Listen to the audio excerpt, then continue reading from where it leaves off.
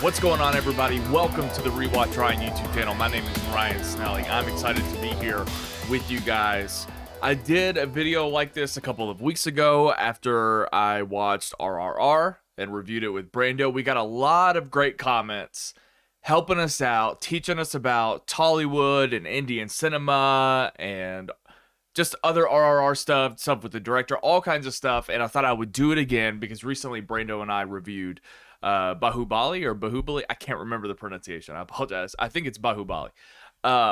We reviewed part one, the beginning, the other day, and I got another round of great comments. It helped us understand the movie more and Tollywood, and they were really great. So I figured I would just go through. You guys took the time. Some of you wrote novels in the comment section. So I figured, why not sit down, show my appreciation to you guys, because, you know, covering these movies has really helped the channel a lot, and I want to acknowledge that and make sure you all understand that. So all the people that have subscribed and commented and liked and everything, it does mean a lot to me. So I thought I would take the time to read some of my favorite informational comments here on the video, and just, you can get my live reaction here. And yeah, I had fun doing it the last time, you know, it was nice. And I think that this kind of discourse on YouTube is like super helpful, because I get that sometimes comments may come across as like angry. You know, if you're trying to be informative, they might come across as angry or know-it-all. And I don't want to necessarily think that all the time. I think that's where your mind goes instantly when people respond or react to you on the internet, that they're doing it confrontationally. And I just want to make sure that we're like talking to each other. So I just love the idea of reacting to this kind of stuff on video. So anyway, I put them all in a Google Doc, some of my favorite stuff. I'll go on and switch views here. So yeah, and I apologize in advance if I mess with some pronunciations. I apologize. It's not going to be perfect. But anyway, I've got them all written here, and I just figured we go one by one, and let's just have a conversation and learn more about this movie and Tollywood and Indian cinema. Let's do the whole thing. And again, a lot of this references the conversation that Brando and I had on our review that's up on the channel right now, or you can listen to it on the Watch Diary podcast, wherever you listen to podcasts. So some of this stuff is time-stamped, and you might have had to have heard our conversation with Brando to get the whole picture. But anyway, so let's just go through these real quick. I'm not going to try your first name, but Sharma, I'm going to assume, is the... So this is in reference to the villains in the movie being darker complected. The caste system and preference of a fairer color are two different things in India. The discrimination based on skin complexion can occur within the same caste as well. It's a huge issue in almost all Indian cinema industries, but I think the ideals of a beauty is now changing with the advent of OTT platforms. I'm not sure what OTT means, but I do follow a Twitter account that's like film news, that is called like Film OTT or something like that. So I'm gonna have to look up what that is. From Hero Culture Skid. As for this movie, there are Indian samurais who are darker, especially in the South. Also, tribals were portrayed as darker. Yes, it's something that Brando brought up, and I think it's definitely worth mentioning and exploring and talking about. I didn't want to instantly go to a place of, oh, this is a little bit more problematic, because I know sometimes it's not meant to be, or sometimes it's not intended to be, but I do think it's something definitely worth bringing up. There was another comment, I don't think I copy and pasted it, but there was another comment that said that, like, the mentality behind it is that kids are naturally growing up afraid of things in the dark, so having a darker skin tone is representative of that. Maybe, but I don't know if that's always like fair. I mean, I think a lot of what we're discussing here in America, of course, is like who should play what, who should represent who, and it's just like a lot of ongoing conversations. And I don't know that I have the answer to I probably don't have any answers whatsoever, but I think it's like worth exploring and trying to see what we're, you know, trying to figure things out and challenging those ideas. Like, okay, well, let's not do this time. Let's see if we can sort of, I don't know, be more fair Because I'm sure, depending on who you ask, I'm sure there's a group of people that are kind of maybe tired of being portrayed in a certain way, and I think those discussions are important. So yeah, the intention might be thoughtful or well intended, but it's also worth exploring, I think. And this is me saying this without literally any knowledge of Indian cinema and what the Indian culture is like. I know extremely little about all of it, but I do think it's worth kind of mentioning. So I don't really have a whole lot on that topic, but yeah. Um, so Bobby, before you go tearing into Bahu 1, you have to watch the other movie. Couple of things. I don't want to assume what you mean by that, but I will say two things.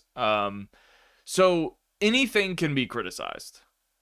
So 100% there's a sequel coming, but also this is still a standalone movie, and I can give you my reaction to my experience because my experience is singular, and I just have my tastes and I have my opinions on film and why you should do things as a first parter. Like I knew that it was a first parter when I sat down, and some of the stuff isn't going to work for me whether there's another part coming or not.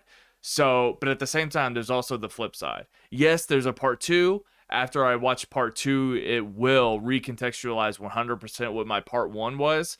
But I got a couple of these comments, and I'm not going to assume that you meant anything by it, but it just reminded me to bring up that, like, anything is fair game. Um, Especially if, like, because people can not care for part one and then decide never to watch part two because of the things they didn't like about part one. Like, that's just the reality. So I think I get your overall point. If you're accepting, how I feel about it, and it's like, oh, but you will definitely, like, 100%. That's also valid. Like, hey, just wait till part two and you'll feel better about part one for sure. But, like, as a standalone comment, if this is all you're saying, like, I wish you had said a little bit more about what I can anticipate, or maybe address some of the things. And also, I don't, your word choice, tearing into, I don't think we tore into it at all. I mean, we criticized it because anything's fair game, but I mean, we certainly didn't hate it by any means, and we're excited. We were excited by it. Excited by there were plenty of positives, and we're excited to watch part two. So, Vishnu, and I think you might have. I thought I put another one down for it. Maybe I didn't. In the movie, they used a strategy called the Trident strategy, which can be found in the Indian Vedic scriptures. And the thing with that is, as long as your middle line of defenses is safe, the whole battle can be won without a doubt, meaning even a small number of armies against hundreds. That's the reason no one in history of India has used it. I think it was even addressed in the movie. That's the reason for them to panic and the tide immediately changes. That's one of the changes which can be missed by audience from a different culture and sensibility. Seriously, I don't blame you. You explaining that, it makes a lot more sense for sure, but I also think it's up to the storyteller to get that point across. And because it was such an instantaneous moment, I didn't follow it, and I think it's up to the storyteller, whether it's based in this or not, to have, to consider your pacing and your just rhythm, I think. So like even like on just another beat or two, like maybe explaining that a little bit more, or maybe another move, and then we could kind of really but like if we see 45 minutes, not literally 45 minutes, but let's say we go 20 minutes where the good guys are kicking ass and then one false move leads to them losing, I just don't think that's the best storytelling.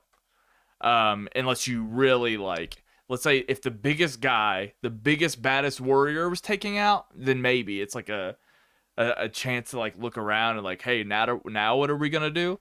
But anyway, it's also okay. I mean, we still talked about how entertaining it is, and thank you for saying that you understand why we missed it and that you don't blame us, because I just didn't think it worked, but it was still a great battle to watch. I mean, it just wasn't a consistent moment for me. Vel, so he or she, excuse me, wrote a novel here, and there are timestamps, but I'm gonna try to go through this as long as I can remember all the things that we talked about in the video. But thank you so much for taking the time to write all this, because I mean you're teaching me um, a lot about what's going on. So good discussion, guys. Although I'm not a fan of this movie, it's an okay movie. The only thing is movies like this push the budget more and more so we get more out of creative stories. I see your perspective. Here's some info for you to consider. The budget for movies has only risen about 30 to 70 million in recent years in India, maybe 10 to 15 years. VFX should be given leeway as it is still growing. This is one of the biggest budget movies when it came out. Try making realistic CG with 5 to 10 million for a 3-hour movie. Just bad choices producers make to finish the movie and reduce the budget. There are very big visions, but for very small budget. Um, yeah, knowing more about the budget, I mean, I that's to be commended. I mean, I think that's really admirable, and I really love that. And it just sounds like, yeah, it sounds like I guess Tollywood is in like a period of like growing pains. But that's awesome. Because RRR, especially, I know that's the one that came out this year, and Baahubali Part 1 is several years older, but I mean, it didn't look cheap. RRR did. I mean, yeah, we made fun of the animal CGI, but also, like, those are easily the most forgiving special effects because it's part of the story.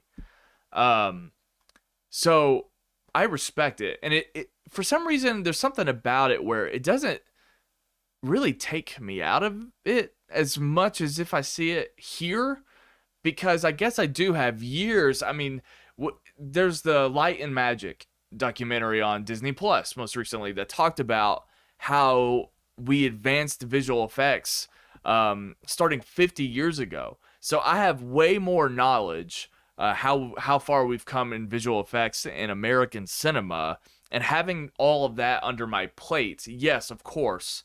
Bad VFX bother me more in America because I'm used to amazing effects. Whereas, like, I don't really know what I'm used to yet in Tollywood. So we talk about it and make light of it. But also, for some reason, it's been fine. Like, we still enjoy it and have a sense of humor about it. So it's great to know.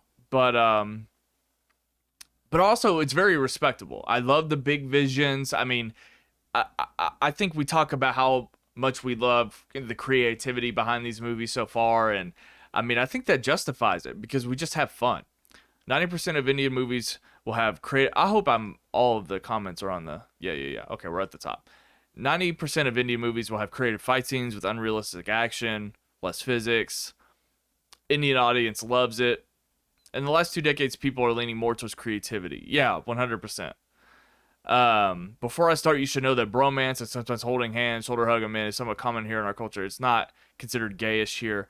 You know what? You know what's funny about that? Bromance and like holding hands is unusual. Shoulder hug a man. I mean, hugging guys and all that kind of stuff. That's not considered gay necessarily. But I mean. But we learned a little bit more about that in the RRR comments too. But yeah, I mean, I definitely don't hold hands with my straight friends, but I mean, any kind of hug or anything like that. I mean, in Indian movies, it is very common for the same actor to play multiple roles. Shows the acting capabilities of the actors. Oh, you're talking about how the main actor plays his yeah, 100%. And I get that. I mean, it's not like that's never happened in an American movie or TV show even. Mostly Indian women have more flesh, belly jiggle. It is what's considered more attractive in India. Rather, it's what yeah, 100%. Like, yeah, we were definitely. It was like a weird thing to bring up because I understand why people would be like, wait a minute, why are you bringing that up? But I think we were just kind of being complimentary towards it, and it was just kind of refreshing because, you know, in America, you hear all the time about how females especially, but of course men have to worry about their physique as well in America. But women especially talk about, you know, there's all these nightmare stories and horror stories about women who are definitely 100% without a doubt attractive, but are also considered like on the bigger side, even though because it's based on a ridiculous standard. So it was just refreshing to see like someone just looking normal, and so that's great. Adding 3 to 5 songs in every Indian movie, no matter what the story is also very common as the core audience for 90%. I would love to know more, and I think this might be in response to how I made fun of the fact that like having a flashback in there's no time for a musical number in a flashback. Um, Even though this might not be a great example or not, but I would love for an Indian native or somebody who's given me all this information to let me know things that they think are better in American cinema that could be applied to Indian cinema. I don't think we have everything figured out for sure, but I would just be curious to know more about like what Indian cinema can take from other places around the world. Because I just think there's like certain choices like that that just make sense. Like, because a flashback is already pulling an audience out of the main narrative. Maybe it has a lot of exposition, and I just don't think a musical number is something that we should stop and do. So yeah, that's my American sensibilities. So I'd be curious. Like, it makes sense that you feel that way, but that's just where that comes from. Indians are suckers for a dramatic effect, walking ahead, turning with good cheers. Totally. I mean, who doesn't love that kind of stuff?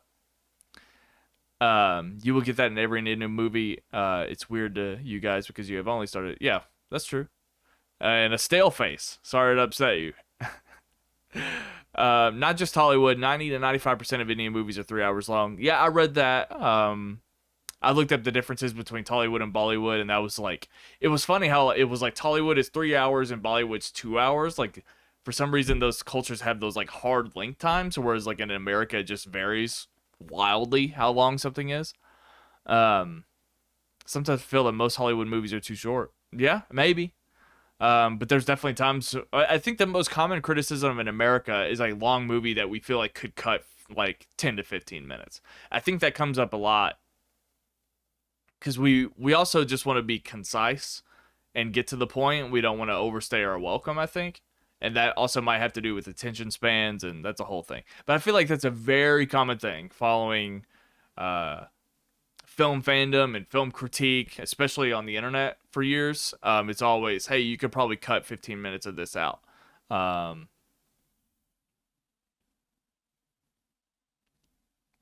It's good to know about so they are not paintings. It's like henna, floral pattern, which women paint on themselves. For him, as she was not embracing womanhood, he gave her some woman things to think about.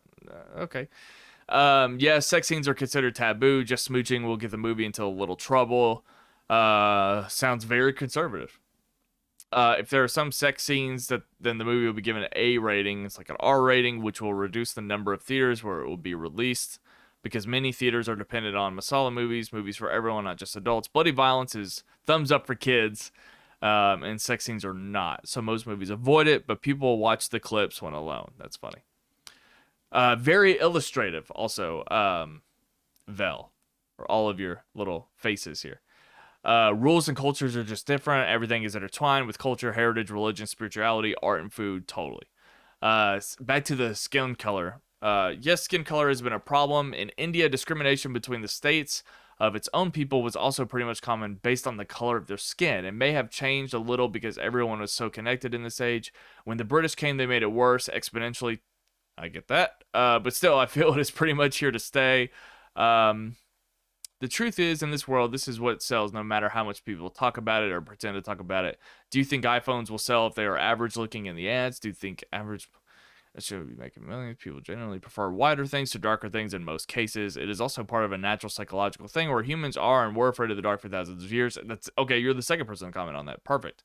Natural psychological thing. Yeah, totally. And that goes back to the point I mentioned to Brando, how classic storytelling is white hat versus black hat. You know, you look at American westerns, the cowboy has the bright hat and the villain has the dark hat. We talked about how Lion King has the darker skinned lions, or I'm sorry, darker skinned villains, because it gets its Scar and the hyenas, versus the golden lions. And you know, that goes all the way back to religion. You know how Jesus is always pictured in white. There's purity. And the devil is seen in like a black and red, 100%. So there's a lot going on there, and it does get complicated, especially, you know, in our history as well, where skin color is a lot more complicated. So naturally, that's where we go. Um, but yeah, I get what you're saying. That's racism, classism, casteism, and yeah, the shit. Yeah, it's just everywhere. And some of the woke PC things like that you have in the US are considered shit here. Say that again. Oh, and some of the woke PC like things that you have in the US are considered shit here. You know, the world is not the US only, so you should not view it in such a way to see how and why it was filmed like that in some scenes. I'm sure some scenes made you uncomfortable, just as some movies from the US make people outside uncomfortable. But it's just the norm here, and there are a few thousand years of societal history behind a country like India. So enjoy, critique away. It's a great point. Now, it's a great point, and I'm glad you said that. I think, again, you just have to remember that, like, I'm always going to assume that most of my and I might be wrong. I might have no idea. But if I can assume that, like, my primary audience here on this YouTube channel is American cinema, or I'm sorry, is American, because I'm consistently following American release schedules with theatrical releases and stuff. So certainly covering RRR and those are the big movies that have gotten my channel the most attention as of late. So maybe it is silly to cater everything around America, but it's all that I know, and it's all that I think about when I'm aiming towards something. So also, I don't think really anything makes me uncomfortable. Like, I'll point it out and like laugh at it, but it doesn't like necessarily bother me on a personal level. I just might think it comes across as silly in a movie. So I'm maybe more so just commenting on the portrayal of something, but it doesn't make me uncomfortable necessarily. That kind of stuff, it would be very hard to like really bother me. But totally.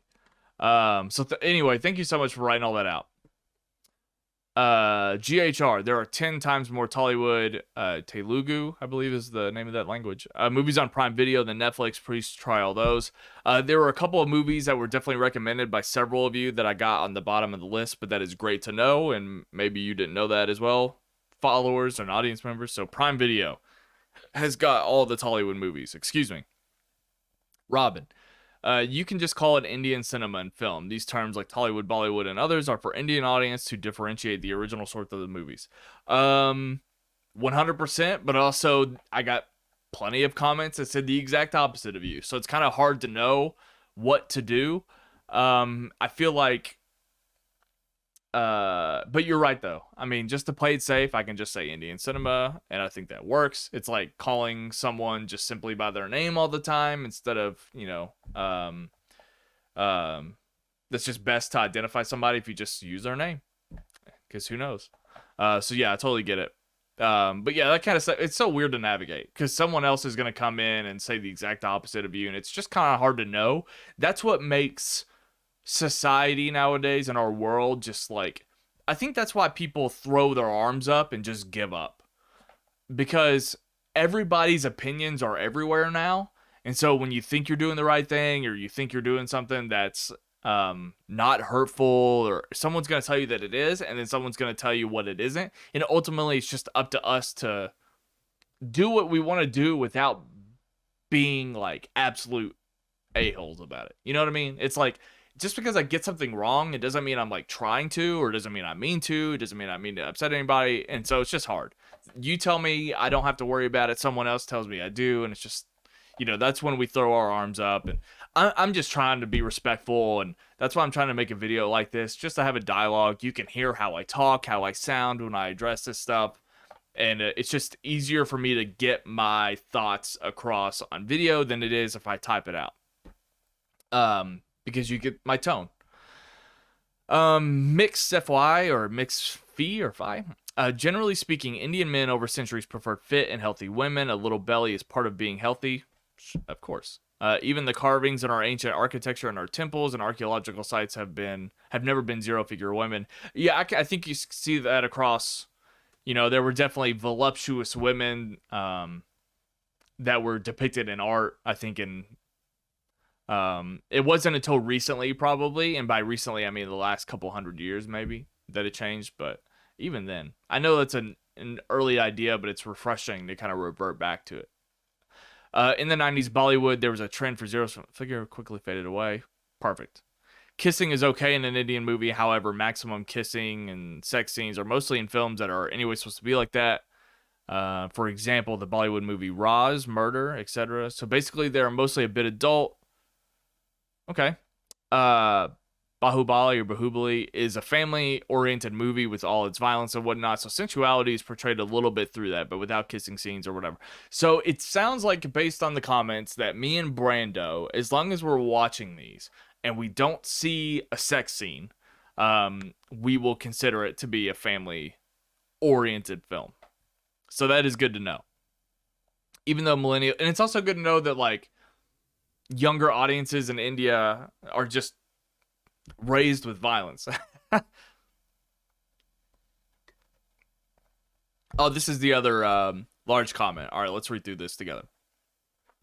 Even though millennials and Gen Z are okay with it, Gen X and all generations before them are not okay with seeing it so directly with the family setting. Also, unlike the West, where people live in nuclear families and children literally walk out of the house at age 16 or 17 to have their own house or apartment, Indians mostly live in huge joint families with uncles, aunts under one roof. And even after marriage, families stay together. This is not only Indian phenomenon, a whole. Yeah, that makes sense. Why? Because inflation, comparatively low wage, Indian houses are made big anyways by our ancestors because all live under one roof. Some old homes may have only one big kitchen where all the wives cook while the men goes vegetable shopping. However, this chore of making food and shopping is not gender specific, as both women and men tend to work, except for few homes having conservative mindset. Many are ancestral homes, especially in villages for 100 to 150 plus years. We've been living like this for centuries. Property cost is high, especially in cities for many people. Indians are generally family oriented. Our parents prefer their children staying with them like the social fabric in the rest of Asia. It is duty of children to take care of parents. Most importantly, 1 billion people in less place to move around, with each having separate houses in the country. Makes sense. Totally get it. Our great-grandparents' generation generally give birth to 10 to 15 children. I did not know that. Among which, during British India, half of them used to die in starvation or young because famines. Wow. Therefore, if even 6 of them survive and reach till today, we still have a huge family. Yeah, that's wild.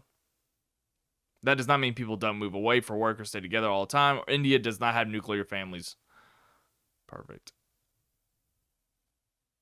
So over the years in South Indian movies, however, portray intense sensuality, a woman's belly area is much more focused. Same like how American music and movie industry portray a woman's butt more. It's horrible, but still going on.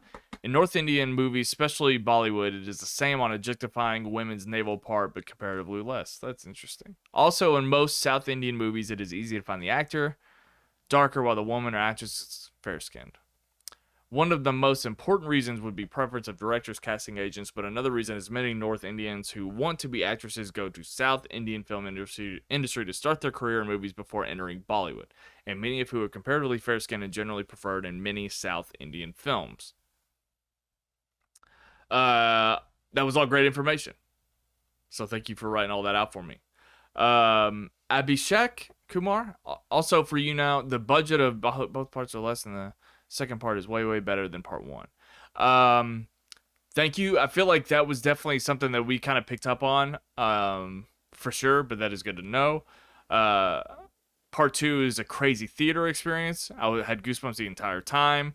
It was our first ever epic in India. How about that? Actor dedicated 4 to 5 years of his life to this movie, so it was a dedication project by Drew. That's awesome. This is the last comment I'm going to go over here. American culture is a lot different from Indian culture. Many things Indians do, Americans might find creepy, and it's true the other way around, too. We feel heroes or lovers in Hollywood. It's just about being cool and not like actually being connected to female emotions. I guess that's the cultural difference. Interesting. We feel heroes or lovers in Hollywood is about being cool and not being connected to female emotions. Well, when you say female emotions, are you just being cool? When you say female emotions, are you just talking about like sensitivity? I mean, not. You're saying that men are afraid to be sensitive, so it comes across like it's a female emotion because the females are sensitive. If that's what you mean, I don't know. I get what you're saying. It also, it's yeah, heroes. For the most part, it's about being strong and vulnerable, not being that vulnerable. A lot of movies use, like, for example, if the hero is male, maybe their wife or girlfriend's death or something terrible happened. Maybe that's what propels the plot forward, and then it's kind of just like the female as a plot device for the man to come out heroic, and it doesn't have a whole lot of use for the female, unfortunately. And we're just starting to see it turn around for sure in our culture the last few years. But yeah, I think I get what you're saying too, because I think part of what we're seeing with our female heroes is being strong and capable while also in touch with your feelings, which I think is also important. I might have just like assumed that you meant a lot, but I'm trying to kind of connect what I think you're saying. So I guess that's the cultural difference. Yeah, I mean, it definitely doesn't bother me to see a man, be sensitive or vulnerable. It's like, but it definitely doesn't happen that. Well, I don't want to say it doesn't happen that often, but I get why you think that. Also, the time period is from ancient times. Please, oh please, those paintings were awesome. He made one part of the peacock on his hand, and the other, just when they hug, they make the bird whole. That's cool. I think you're a little bit more into it than I am, but shout out to that. Shout out to making the peacock. All right, we're gonna finish here. The most highly recommended films were Three Idiots and Sardar Udom. So yeah. So anyway, that was fun. Thank you guys for writing all that in, and it's good to be thinking about I'm glad I took the time to like read through that and sift through it and really think about it. I'm glad you could hear where I was coming from with some of our stuff. It's gonna be good knowing all that going into part 2. So I'm definitely excited, and we can use a lot of what we talked about here today in our review, and I can get Brando's take as long as he watches this video. So yeah, we do have part 2 coming very soon. I don't know if we're doing it this week or next week. On Watch Diary this week, I'm talking about the movie Beast with Idris Elba, and we're going to talk about 13 Lives. It's on Hulu or Prime Video. It's on Prime. The new Ron Howard movie. So I don't know if we're going to do part 2 because that'll be 3 movies. We also have to talk She-Hulk. I might do a separate stream for that on Thursday. There's a lot of stuff happening. House of the Dragon premieres this weekend, and yeah, it's a little crazy. But if not this week, it'll definitely be next week, 100%. So it's coming very soon, and we'll have 3 Tollywood movies under our belt, and I'm gonna sift through all the recommendations because I saw there were a couple of other big recommendations on the RRR video, and then we'll take a look at that, and we'll keep it going. I mean, you guys are responding to it for sure. It's doing a lot for the channel, but we're also genuinely having fun. I mean, it's been super refreshing to watch. And like, American movies have had like a pretty good year so far. I mean, a lot of like fun movies, a lot of huge movies. Talk about Top Gun Maverick. So American movies have been good to us this year, but we've also been able to learn more and have a ton of fun with these Indian movies. So I'm excited to keep going. And again, thank you so much for hanging out with me. You can find me on Twitter, Instagram, TikTok, Letterboxd, all at Rewatch Ryan. Again, check out the Rewatch Ryan. Check out the Watch Diary podcast wherever you listen to podcasts. It's also right here on the YouTube channel as well. I just reviewed Bodies, Bodies, Bodies, and a new movie called Emily the Criminal, which not a lot of people have seen probably, but it's really good. So anyway, you can check out my thoughts and feelings on those things over there, and I will see you on the next one. Thank you so much, guys.